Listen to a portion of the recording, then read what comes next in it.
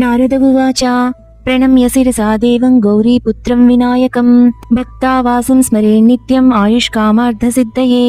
प्रथमं वक्रतुण्डं च एकदन्तं द्वितीयकं तृतीयं कृष्णपिङ्गाक्षं गजवक्त्रं चतुर्थकं लम्बोदरं पञ्चमं च षष्ठं विकटमेव च सप्तमं विघ्नराजं च धूम्रवर्णं तदाष्टमं नवमं बालचन्द्रं च दशमं तु विनायकम् एकादशं गणपतिं द्वादशं तु गजाननं द्वादशैतानि नामानि त्रिसन्ध्यं यः पठे नरः न च विघ्नभयं तस्य सर्वसिद्धिकरं परम्।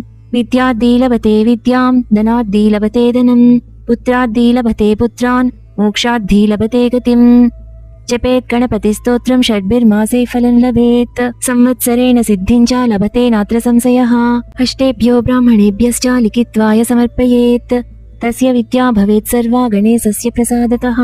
इति श्रीनारदपुराणे संकष्टनाशनं नाम गणेशस्तोत्रम्।